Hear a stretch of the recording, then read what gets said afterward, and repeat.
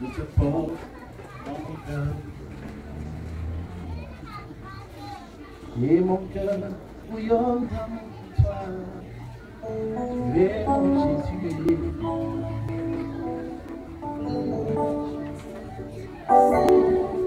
Je te porte.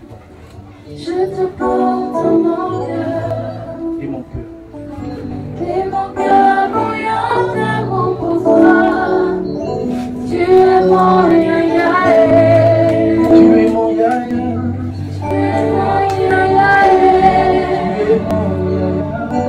Tu es mon yaya. Je t'aime, Seigneur. Je t'aime, tu le sais. Jésus, Jésus. Je te porte dans mon cœur. Mon cœur bouillonne d'amour. Et mon cœur bouillonne d'amour pour toi. Tu es mon yaya. Tu es mon yaya.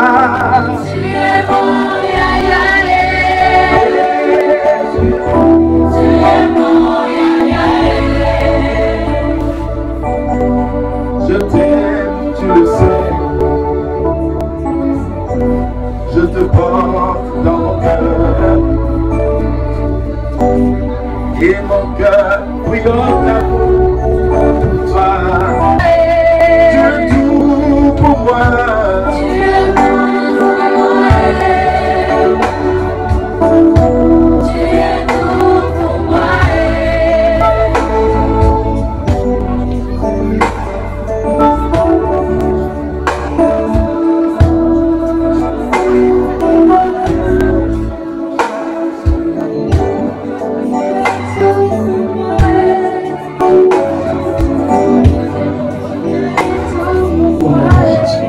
Merci Seigneur. Merci Seigneur. Merci pour ta parole. Merci pour ton Saint-Esprit. Adonai, nous ne voulons pas aller vite en prison. Nous croyons marcher sur ta direction. Et ce moment, confier ce moment de parole. Et que ta grâce soit manifeste dans le nom de Jésus-Christ de Nazareth. Est-ce que quelqu'un peut bénir le nom du Seigneur? Amen. Moi j'ai un principe. Je ne compte pas sur vous. Je compte sur moi, sur ma foi. Comme je disais à Robert, il y a des dimensions de miracles où il faut que le malade la puisse croire.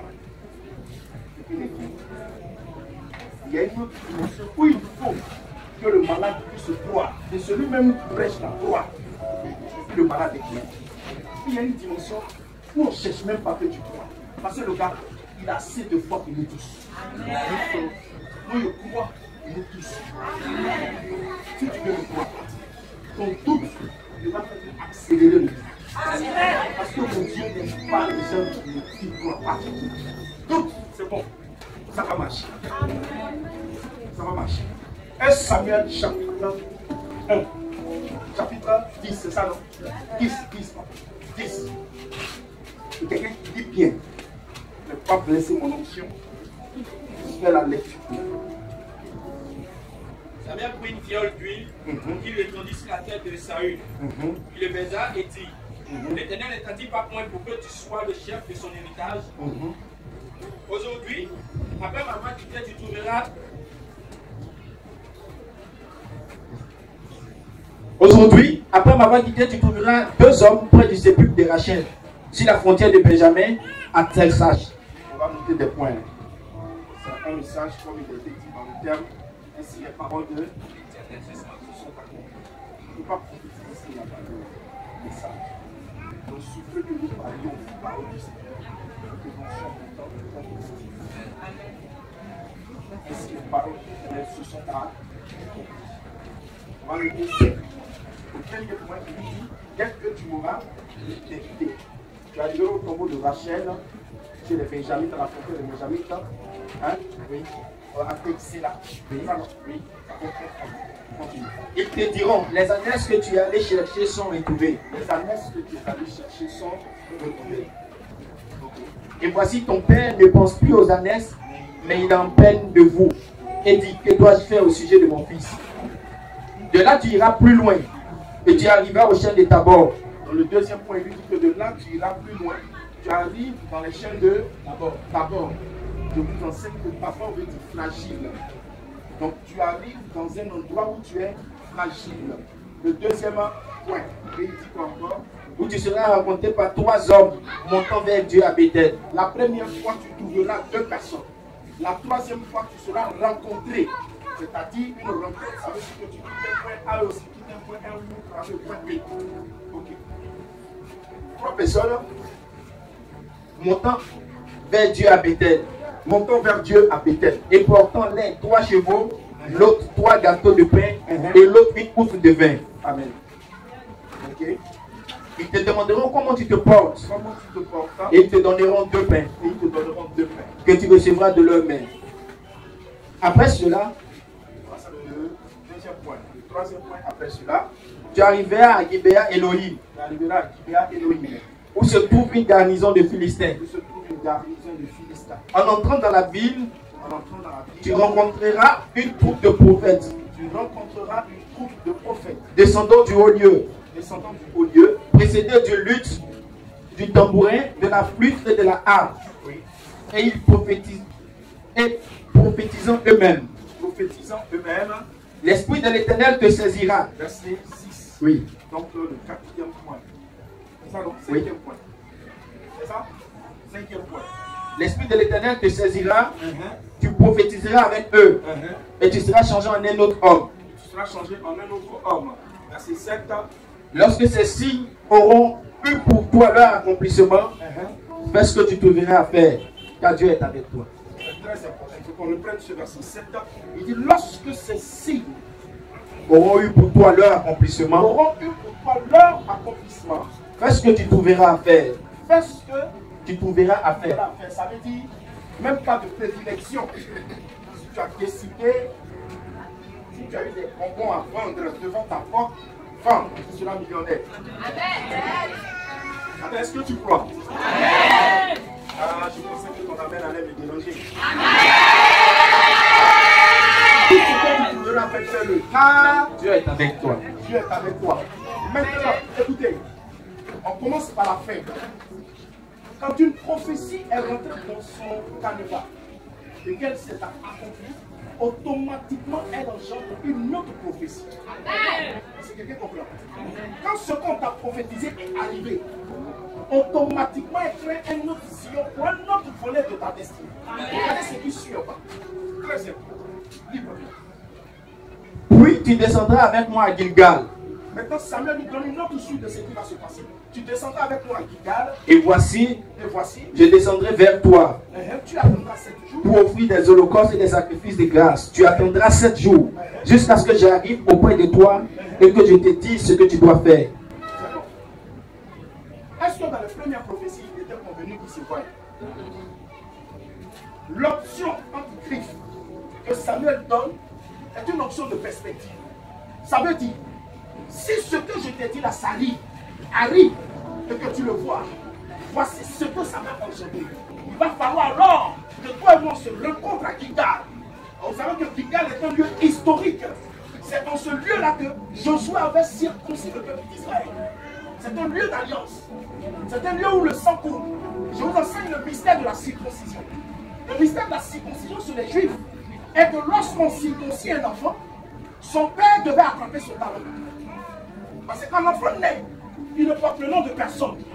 Même sa maman, même son papa ne donne pas le nom. On attend 7 jours. Et au 8e jour, après les cérémonies, on devait circoncire l'enfant.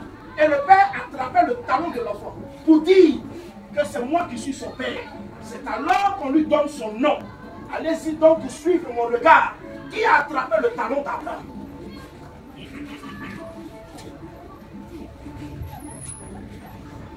Qui a attrapé le talon d'Abraham?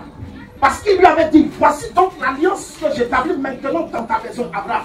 Toutes les personnes qui passent, qui entrent, visiteurs, tu dois les circoncis. Abraham les a tous circoncis, mais lui, qui l'a circoncis? Et il a qui a attrapé son talon?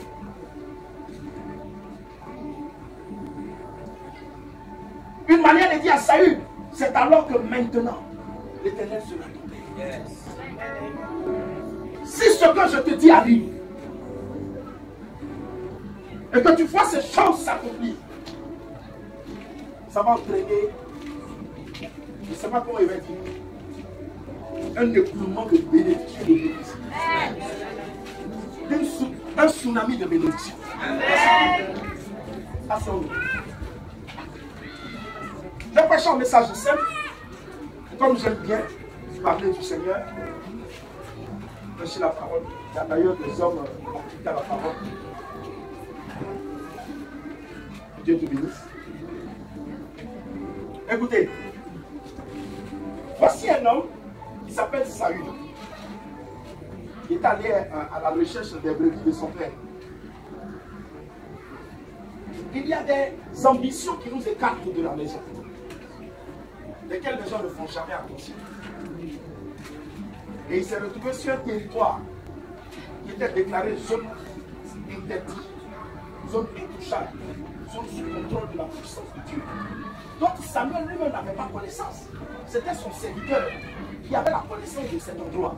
Quand ils ont franchi les premiers endroits qui étaient dus à ce territoire, qui était le territoire de Samuel, le prophète, le voyant, je vais dire quoi encore, le doué de l'Éternel, la bouche autorisée, le premier prophète, le premier consacré de roi en Israël. Quand ils sont entrés sur son territoire, le serviteur de Saül lui a dit: nous sommes arrivés quelque part où nos problèmes seront réglés. Dites où nos problèmes seront réglés. Nos problèmes seront réglés. Il dit, pourquoi? Il dit, il y a un homme dans ce territoire. Déjà, je sens sa présence, je sens son onction. Il dit, mais comment? Il dit, il y a un prophète ici, aucune de ses paroles ne touche le sol. Mais je ne comprends pas comment va se produire. Mais la Bible dit, tant que le grain n'est pas mis en terre, il ne peut pas mourir ni se produire. Mais pour lui là, aucune de ses paroles ne touche le sol. Et puis ça s'accomplit. Il est dans une autre dimension. Il n'est pas dans la dimension de la semence et de la récolte. Il est dans la dimension de la déclaration. C'est alors que Élie dit, ma parole repose sur ma parole. Il dit, il n'en tient qu'à ma parole. Parole contre parole. Et on s'appelait Élie le Tishbihint, un habitant de Galaad. Tishbihint veut dire lieu de cercle de parole. C'était un initié, comme Enoch.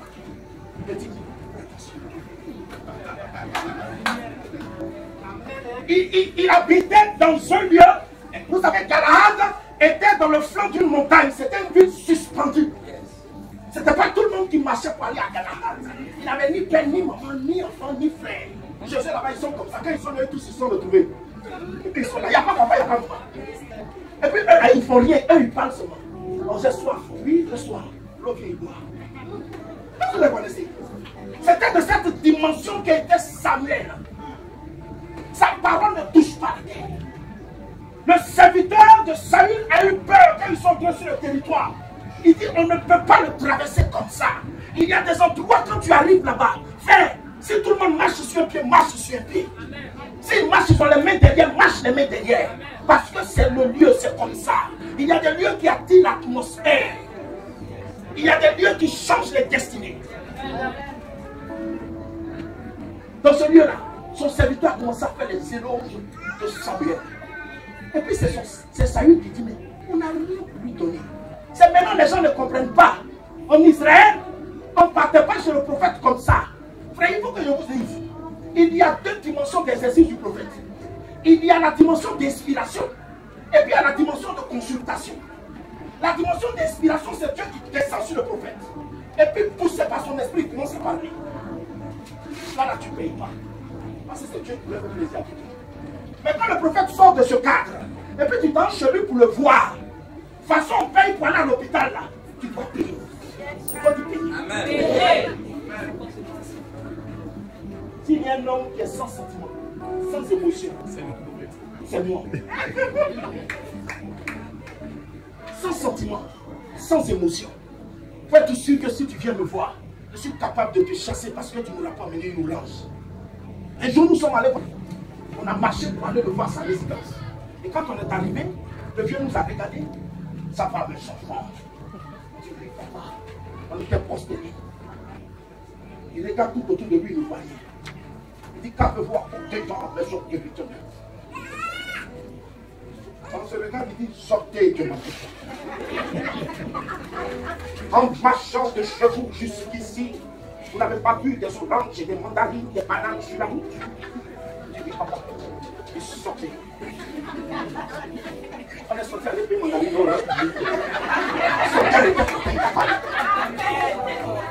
Depuis ce jour, je suis animé de cet esprit. Si tu veux que je sois ton camarade, je serai le grand porte avec toi. On pourra aller partout où tu veux. Mais si tu veux activer cette fonction, ce miel caché, il a fallu que Samson tue d'abord le lion. On va prendre un peu, en subjuguer. Si tu veux voir un peu de ce je sais pas, il n'y a pas de nom pour ça. Parce que quand tu vois mon visage là, tu sais ce qu'il faut faire. À partir où je ne souris pas, tu sais. Si tu veux un prophète te concentrer, fais ce que Samuel a dit. Il dit, mais nous n'avons rien à lui donner. Son serviteur dit, oh, roi, maître, ne t'inquiète pas, j'ai un peu d'argent. On n'a pas dit jus, on n'a pas dit orange, on n'a pas dit l'eau. Il dit, j'ai un peu d'argent. C'est dans la Bible. Il dit, allons le voir. Quand ils sont arrivés, Samuel était souillé. Je vous appelle. Car j'ai réservé pour toi le pot et la cuisse. On ne va pas parler de ce mystère qui est dangereux. On parlera de ce que je veux dire. Quand tu vas chez un prophète, il faut que tu sois tranquille, ne sois pas pressé. Ils sont arrivés aujourd'hui soir. Samuel pouvait prophétiser parce que Dieu lui avait déjà parlé. Il montre déjà à l'auquel se trouvent les rois. Il y a des dimensions qui peuvent entrer dans des lieux hauts. Il dit, parle pas. Samuel a eu peur, il dit, mais il dit, non, ce sont des enfants. Ils ont l'esprit supérieur. Il va manger avec eux. Il a mangé. Il a vu le réveil. Un jour, un de mes fils est venu me voir, pressé parce qu'il était venu avec une offrande juteuse qui avait de la graisse. Donc il s'est dit qu'il allait me convaincre avec pour que je parle dans l'idée. Quand il est venu, la nuit, Dieu me dit fais-le dormir sur ton lit. Il dit ma chérie, la nuit, la nuit, sur ton lit. Et puis toi, dors à côté. Mais ce qui s'est passé là-bas, on n'explique pas. Parce que c'est une dimension. C'est quelque chose d'autre. Si je vous explique, ça n'a plus son sens. Il sait ce qui s'est passé. Il dit dors. Non, papa, il faut que je parte vite demain. Il dit dors. Il y a des nourritures chaudes. Quand tu les manges, ça n'a pas le goût. Il faut son coucher. On appelle ça babou et liqueur.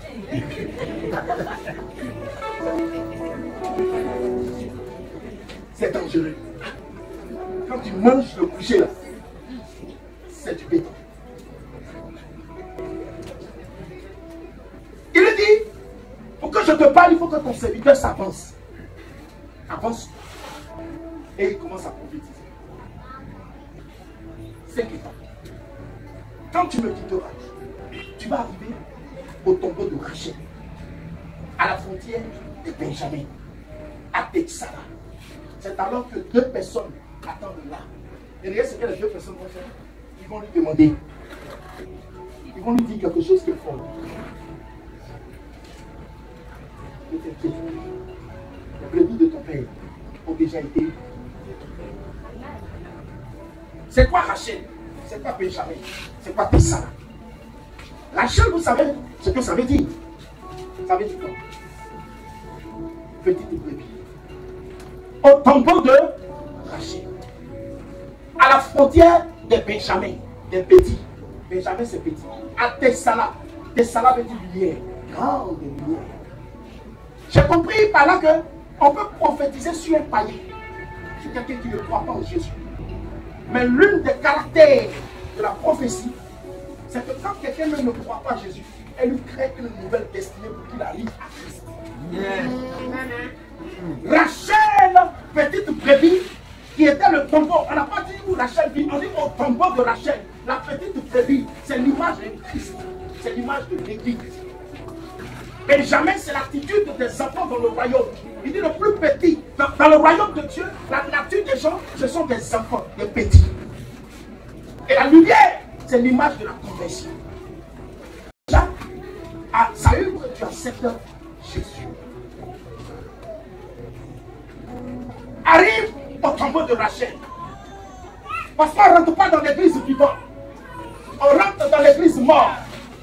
Quand vous êtes mort avec lui, crucifié, vous ressuscitez. Quand on accepte Christ, on n'entre pas vivant, on entre mort. Mort comme Christ à la croix. Ressuscité avec lui après les 3 jours. Au tombeau de Rachel.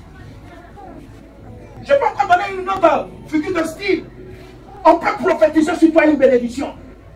Mais ça n'empêchera pas la prophétie de te faire passer par le cimetière.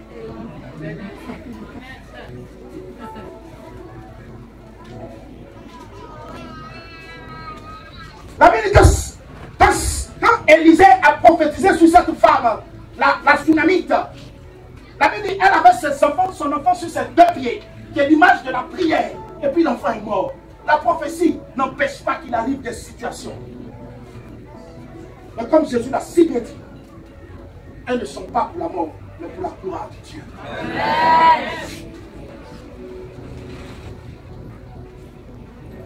On peut prophétiser sur toi, mais si tu n'es pas encore passé au tombeau de Rachel, la prophétie n'arrivera pas.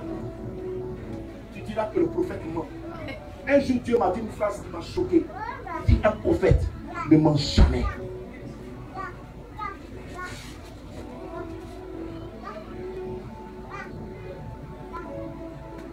Parce que dans l'interprétation de la prophétie, dans l'art de l'interprétation de la prophétie, il y a déjà ce qu'on appelle des erreurs de la prophétie, qui sont dues au fait que la prophétie devait d'un caractère spirituel et non pas physique. Il faut que tu ailles la chercher chez Dieu. Dieu qui est où? Dans un temps qu'on appelle le temps Éon. Il n'y a pas de calcul là-bas. Il n'y a ni jour, ni heure. Tu as entendu là-bas? Je te bénirai ta veille, je bénirai ta veille. Il y aura une voiture, une petite montagne bleue. C'est la vérité. C'est la vérité. Une petite voiture Honda bleue, elle viendra à cette voiture à lui. Bon, Dieu m'a dit, je viens dire à Claver, c'est quel jour? Quand Dieu disait à Abraham, je ferai de toi une postérité. Quand Dieu parlait, c'était impératif. Tu as l'impression que quand Abraham dit son papa, même dans sa femme enceinte, 25 ans. Parce que chez lui là-bas, il y a ni heure, ni date, ni jour. Il faut aller chercher une prophétie dans un temps qu'on appelle le temps Éon, le temps éternel, pour venir le mettre dans un temps chronos, à une attitude spécifique qu'on appelle le temps kairos. Mais si le prophète m'avait pu te dire que ma vie, tu seras béni, glorifie le nom du Seigneur. Toi, tu veux qu'on te dise le jour, la date. L'effort même qu'il a fait pour pouvoir voir ce petit truc-là. Tu ne peux pas. Tu ne peux pas. Écoutez, dans l'interprétation de la prophétie, il y a des erreurs. Regardez, il y a encore le principe de l'accomplissement de la prophétie. La prophétie est esprit. Elle peut durer dans l'éternité, dans le temps. Il dit mes paroles sont esprit et vie. Si donc Dieu a prophétisé sur toi que ça n'arrive pas, faut se dire que tes enfants vont prendre. Sur le même titre que le péché des pères se répand sur la génération de ses enfants. C'est pareil, quand ça ne s'accomplit pas sur toi, ça s'accomplira sur tes enfants. Maintenant toi, on dit tu vas devenir grand. Non, tu vas faire. Tu as 25 ans. On dit tu seras béni. Tu as 30 ans, 40 ans. Tu n'as pas venir. Mais le corps commence à vieillir. Quand la prophétie est vieillie, l'une des erreurs de la prophétie, le principe de l'accomplissement, le corps vieillit et c'est qui est esprit. Sarah marchait avec une canne. C'est alors que quand ils ont rencontré les anges et qu'ils ont fait l'offrande, la Bible dit que Sarah était dimensionnellement transformée. Au point que quand Abimelech l'a vu, une femme de 99 ans, il était fondé. Au point il a pris son mari, il l'a mis en prison.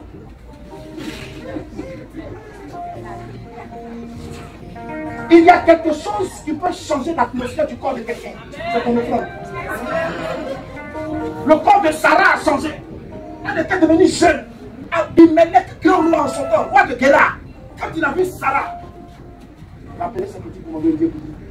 Le monsieur qui marche avec elle, quand je le regarde, vu leur manière de marcher, c'est son frère, attaché. La femme, je la veux. Elle a 99 ans.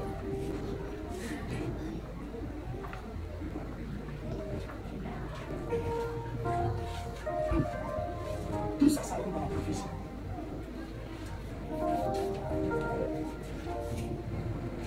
À tes salades, tu vas rencontrer deux personnes. Ces deux personnes vont te dire, les brebis ont été retrouvées. Vous savez, quand on accepte Jésus, les parents sont toujours dans les conflits avec les fidèles. Est-ce que tes reins sont fous? Parce que je vais t'éviter, mais c'est là. C'est tes reins sont forts. Parce que la bataille est finie. C'est le soldat qui tue le feu.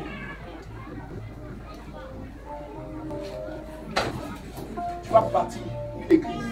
Tu vas bâtir une autre œuvre. Dans ton cœur, elle est déjà écrite. Je vois un cahier bleu, il y a des petits trucs rouges là-dessus. Tu écris des prophéties, des visions là-dedans. Et puis tu as écrit ce que Dieu a dit concernant l'église. Là, ne t'arrête même pas. Tu es de cette localité. Tu vis ici. Et là, sors, va me prendre la terre là-bas. Viens avec nous. Il y a personne qui va t'aider.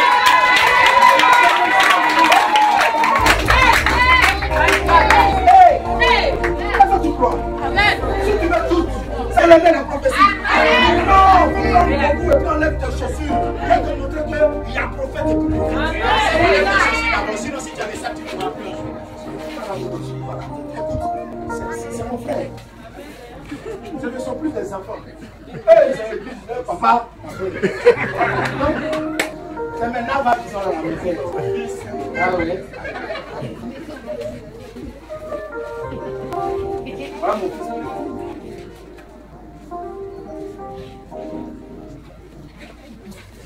De parler dans le microphone. Regarde. Il dit, tu appelles le Jésus. Il dit, quand tu me quittes, ils vont te suspendre. Ils vont pas arrêter ça. Tu as fini. Tu as fini de prier. Reprends la terre. Va verser ça. Donc, regarde, deux personnes te rencontreront au tombeau de Rachel, à la frontière de Benjamin, à Tessa. Ils te diront, le problème que tu as.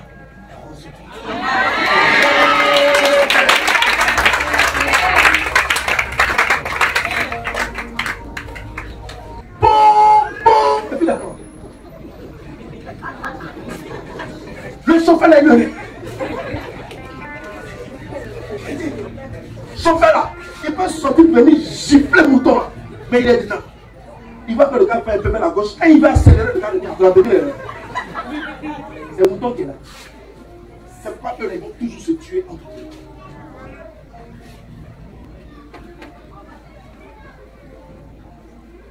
Les objectifs de nos parents nous ont souvent perdus.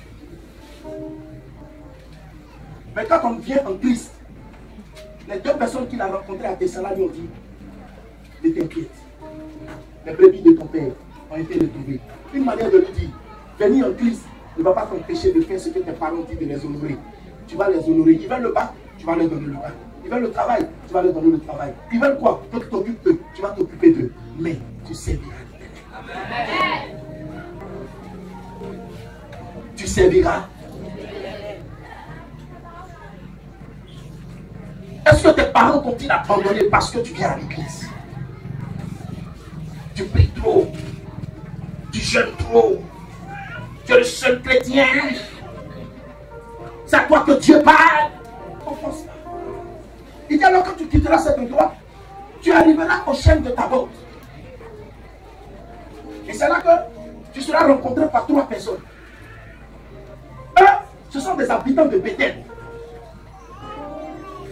Ce sont des habitants de Bethel, à la montagne de l'Éternel. C'est ça, non? Ils voient la montagne de l'Éternel, ils sont des habitants de Bethel. Un aura 3 chevreaux, un aura des gâteaux, et puis un aura quoi? Une cruche de vin. Mais c'est le cas du Christ. Et se promène à la Sainte-Seine. Ta banque peut être fragile. Quand tu arriveras en naissance en Christ, tu seras fragile. Mais regardez, quand ils ont rencontré la personne, ils ne lui ont pas donné du vin. Ils ne lui ont pas donné de quoi? Du vin. Ils ne lui ont pas donné des chevreaux. Ils ne lui ont pas donné des gâteaux. La Bible dit qu'ils lui ont donné 2 morceaux de pain. Oh, ils sont 3. Il y a un qui a brûlé son pain. Ils lui ont donné 2 morceaux de pain. 2. C'est à l'image du Père, le Fils et le Saint-Esprit.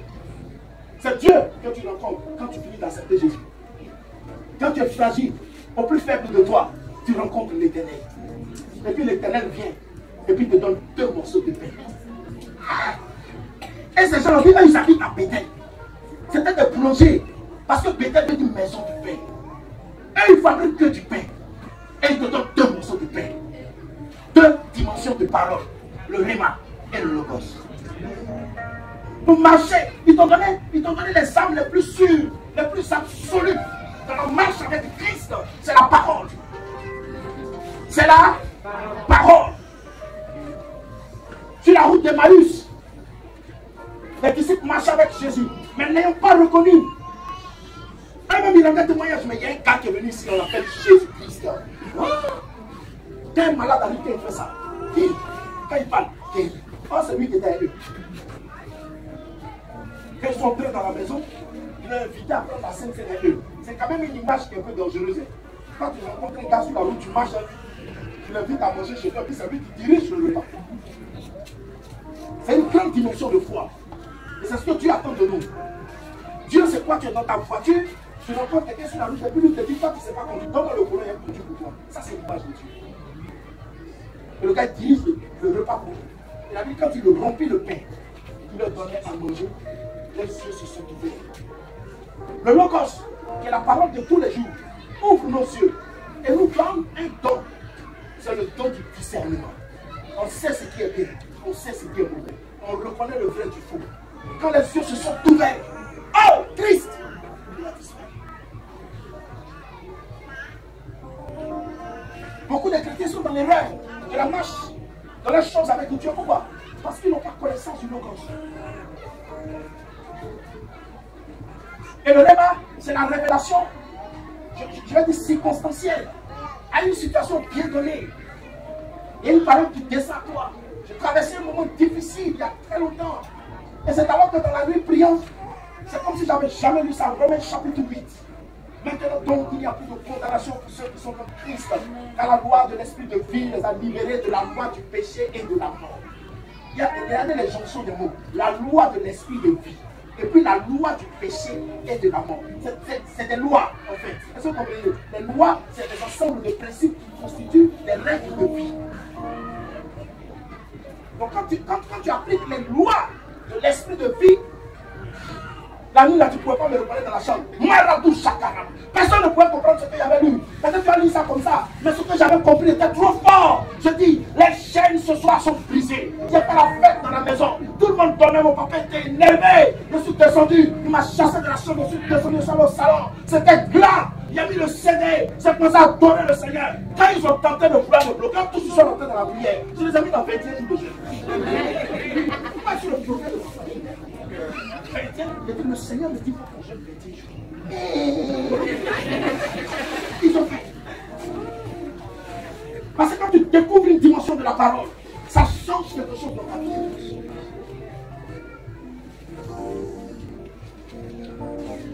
Ça change quelque chose. Quand ces 3 personnes vont venir me donner le pain, regardez ce qu'ils font.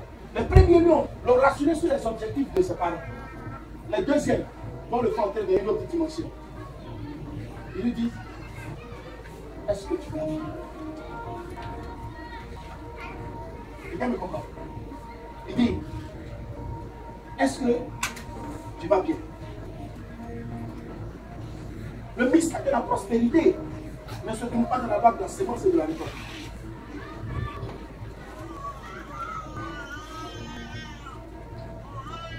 Mais elle se trouve dans l'état de ton âme. C'est pourquoi le serviteur dit, il dit, bien aimé, je souhaite que tu prospères. Mais franchement, que tu prospères, quoi, à tous égards. Et puis il dit quoi? Comme l'état, comme un préparatif opposant. Comme l'état. Si ton âme prospère à 15%, physiquement, spirituellement, tu prospères à 15%. Il dit que tu prospères à tous égards. Donc, quand tu touches Dieu, Dieu règle un problème. Il voulait le rendre prospère. Il lui dit, est-ce que tu vas bien? Il y a des chrétiens qui ont accepté Jésus. Ils ont résolu le problème de leur père. Mais eux-mêmes, ils ne vont pas bien. Donc ils ne prospèrent pas. Quand ils dorment, la nuit est agitée. Ils n'ont pas la paix dans leur cœur. Demande à ton voisin, est-ce que tu vas bien? Ils vont tous répondre oui. Dis-lui, je ne fais pas bien. Est-ce que tu vas bien? Les trois personnes lui ont demandé, est-ce que ça va? Jean, est-ce que tu manges à ta faim? Est-ce que tu vas bien? Tu es en bonne santé? La marche ne te fatigue pas?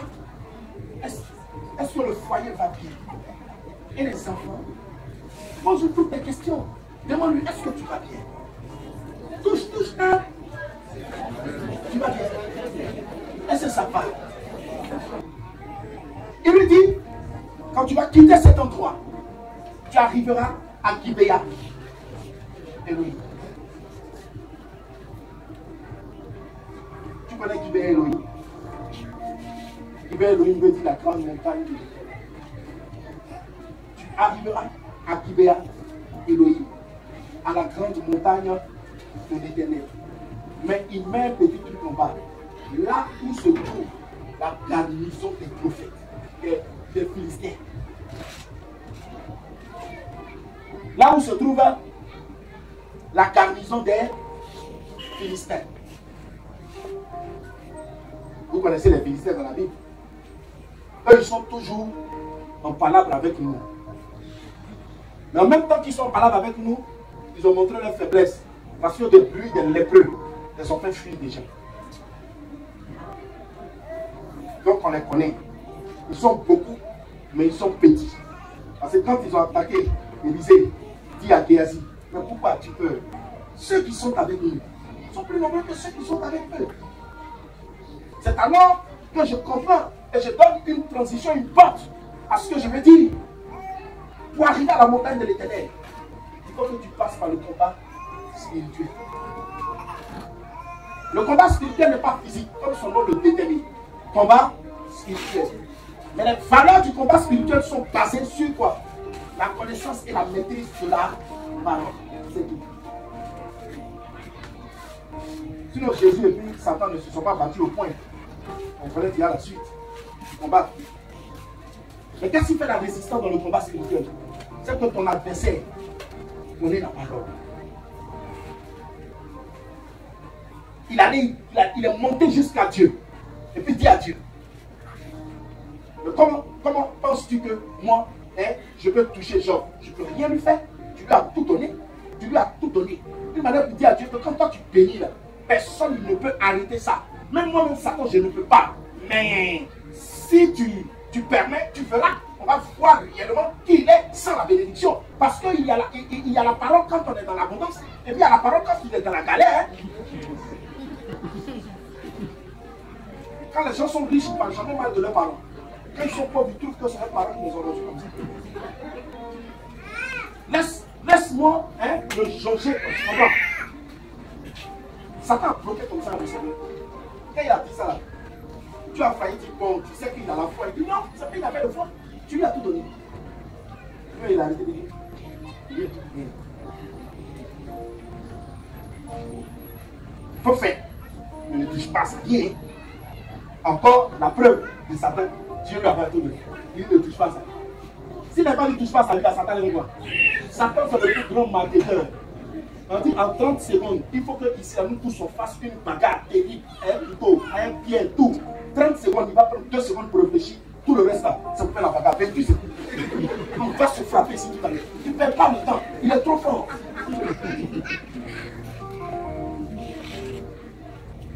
Ça va chauffer. J'ai vu des couples se battre à cause de part d'entreprise. La femme là, quand son mari faisait des pâtes d'entreprise d'avant là, c'était en aluminium là. Quand tu appuies, ça se déforme, c'est vinaigre. Quand le mari, quand lui il a pris en bas, et puis il plie. Quand il vient le matin la pâte là, les empreintes des gars, c'est chaque jour il devant dans la bonne. Donc toi, tu rentres dans ma douche pour prendre ma pâte et te bosser. Hey, tonton. Une fois. Troisième fois, la femme a eu mal. Elle dit, non, chérie, si tu veux me parler, il faut me parler. C'est la bonne qui rentre. Il dit, bébé, je te respecte, je ne peux pas te parler. Parce que c'est que tu ne peux pas faire ça. Ça peut être elle. Elle aussi, c'est pas elle.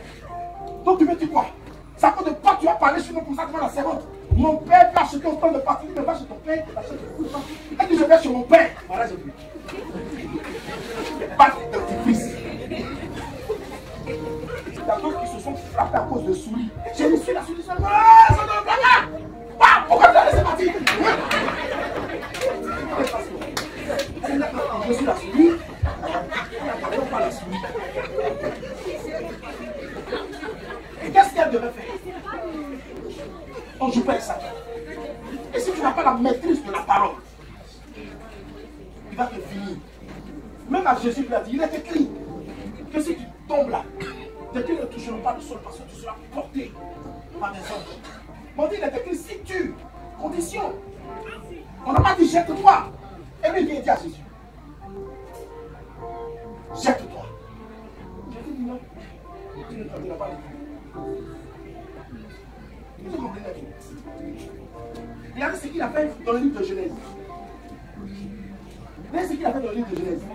J'ai un message dans le livre de Genèse que j'appelle le problème de Genèse. C'était le où et le comme. Dieu n'a pas demandé à Adam et Ève, qu'est-ce que tu as fait? Mais il lui a demandé, mais où es-tu? Pourtant Dieu sanctionne le péché. Il peut lui demander, mais qu'est-ce que tu as fait? Il dit, mais où es-tu? Il dit, j'ai entendu ta voix.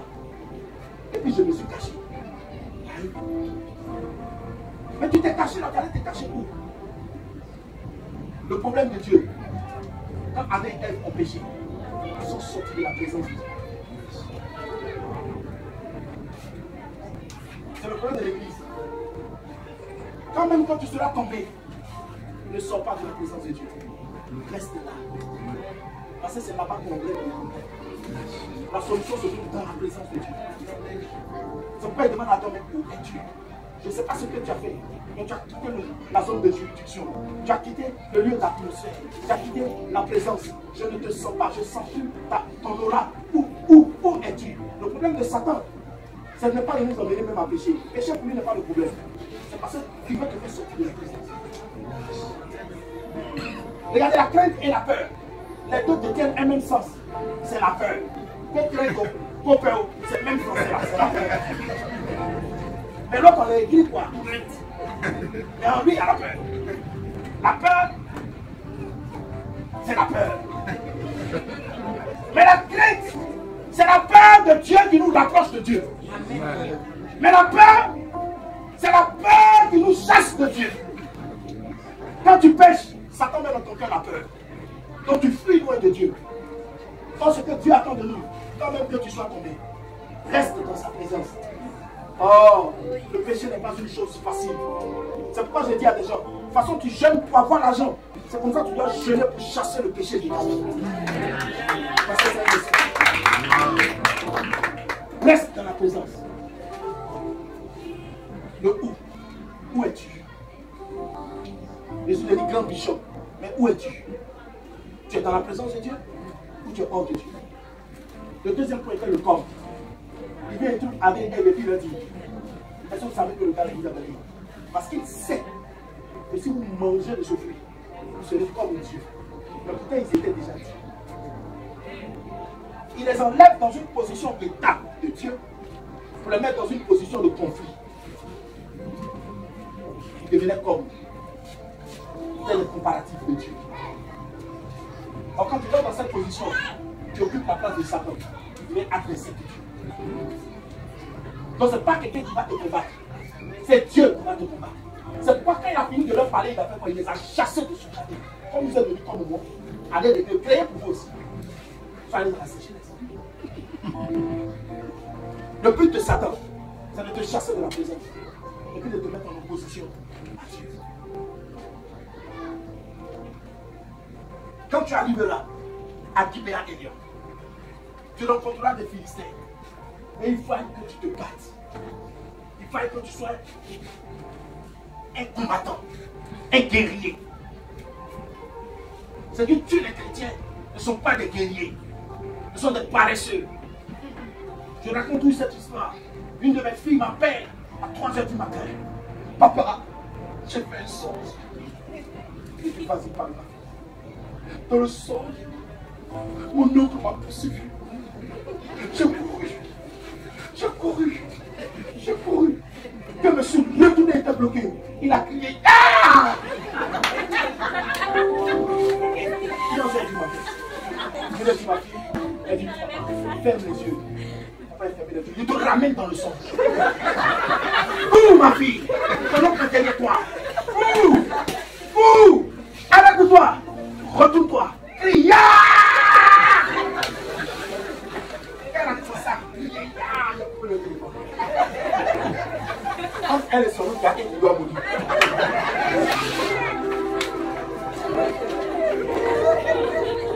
Il ne veut jamais combattre. Il trouve toujours des palliatifs. J'ai mon père spirituel, je vais aller le voir. C'est comme ça que je fatigué les travailleurs là, tous les jours à la défense. Un jeune comme ça. Tous les jours, il chasse tous les jours. Hein? Écoutez, dans Lévitique, il a dit cette phrase. Cherchez les gens. Il dit, le Lévite sera le plus loin de la famille parce qu'il aura reçu l'onction et il portera le péché du peuple. Quand tu viens voir un prophète, un pasteur, j'ai un problème, c'est pas mon fils. Il a dit, il ne peut pas, il ne tient plus. La masturbation va me tuer. L'homme de Dieu prie pour toi. Quand tu parles, l'esprit de masturbation, c'est resté où?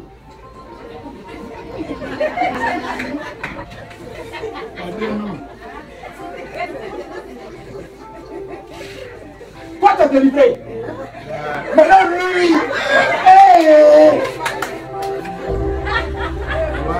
le fight qui perd l'esprit là.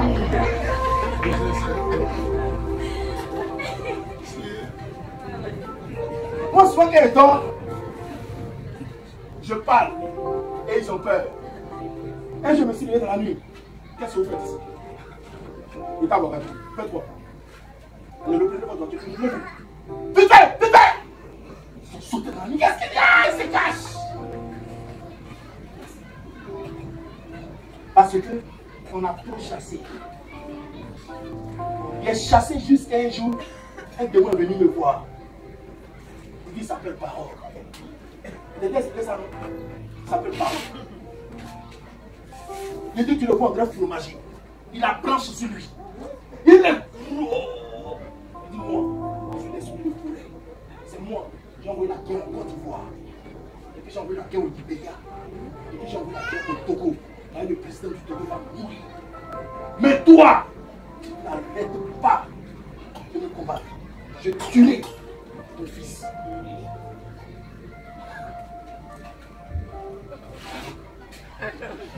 Ok.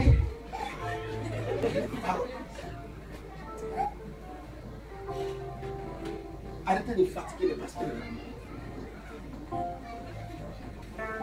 Arrêtez de fatiguer. On ne règle pas le problème spirituel dans le verbe. Ça se règle dans la prière. Les raka, bro, mara. Tu parles en langue, un moteur qui est en train de démarrer. C'est ça. Les prières brutales. Les prières comme un rocher qui se fend. La touche. Mara. Ma libre sécurité. Reka. Raka. Chaque bro. Santa. C'est ça. Un jour je parlais en langue et puis j'allais me dire. Oui, ma aussi, on avait parlé comment des œufs, j'ai pu dire. Le gars me dit ça pour là. C'est la puissance de la prière. La puissance de la prière. Tu pries comment? Les problèmes perdus parce que tu as une mauvaise perception de la prière. Il ne faut pas faire comme nous. Quand vous donnez le plan du Père béni et puis bon, on avance. Personne n'a dit être victime des poissons et autres. Mais si on te donne le plat là, fais adoration et prière. Reçois. Prie comme tu dois. Et puis tu finis, tu manges. Ils n'ont qu'à penser ce qu'ils veulent. Toi, tu as prié.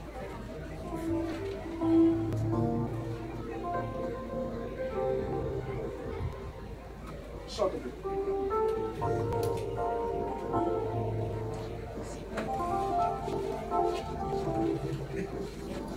Nos amours sont tués. Nos amours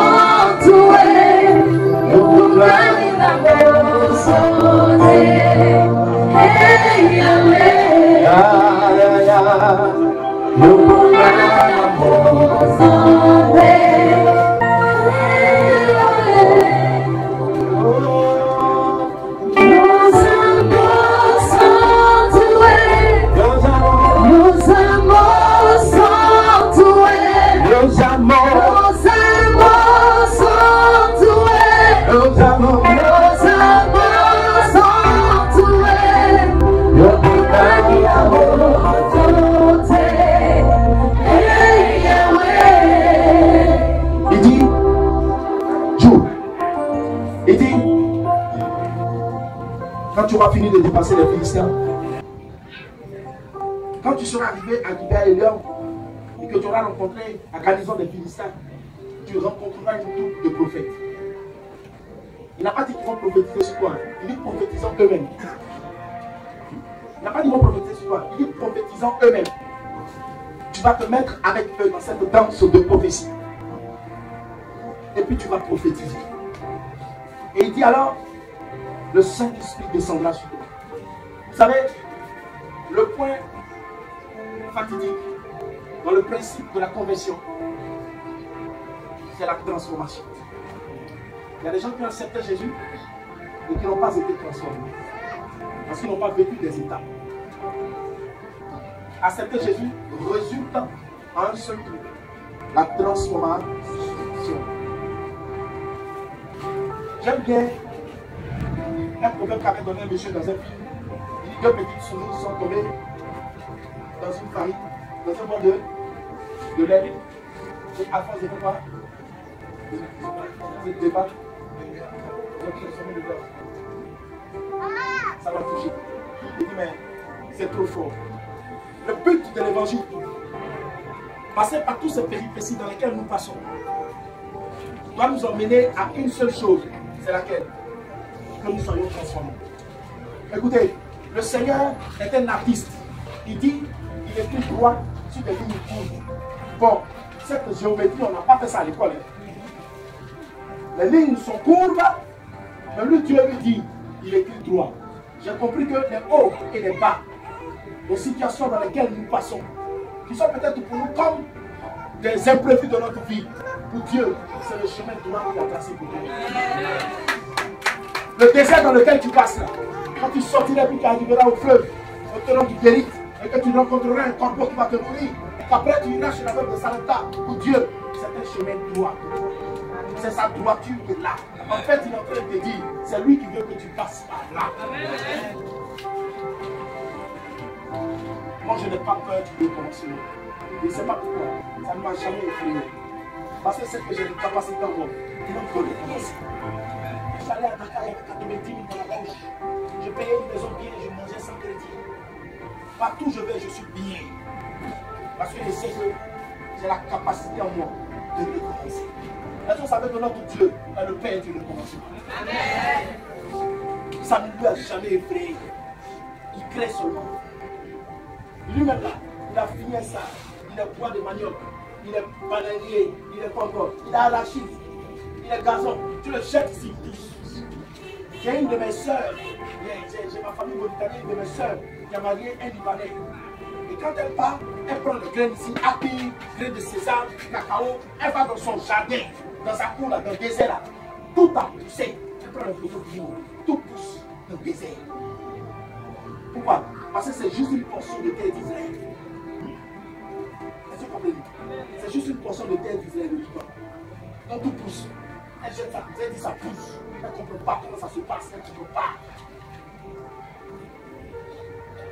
Or, c'est comme ça que Dieu t'a fait. Tu pousses pas.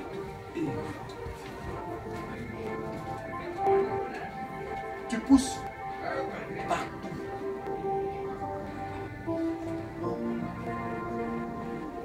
Tu pousses partout. Est-ce qu'il y a des jeunes sœurs parmi nous qui vont bientôt se marier? Il y a qui encore? Toi? Si tu ne lèves pas ta main, tu ne vas pas te marier. Hein? Tu pousses pas.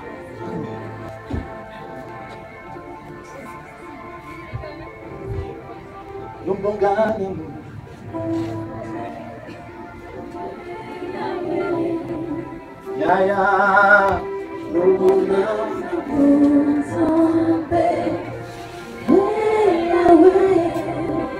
Nos amors sont tués. Nos amors sont tués. Nos amors sont tués. Nos amors sont tués.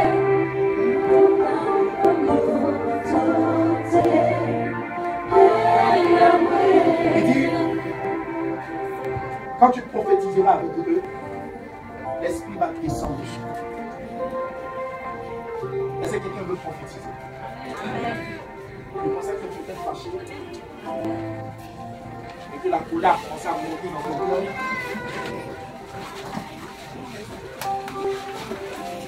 Vous savez, la parole que j'ai donnée tout à l'heure, elle est vraie. Les deux sœurs qui vont se marier, ça concerne qui? On va prier pour tout à l'heure. J'appelle ce que je t'ai dit. On a préparé l'eau, le sel. Écoutez-moi, je prie le programme depuis longtemps. Dieu m'a donné une directive. Donc, envoie ça pour vous. On va le sel. On fait une directive. Ça va. Tu rencontreras une troupe de prophètes.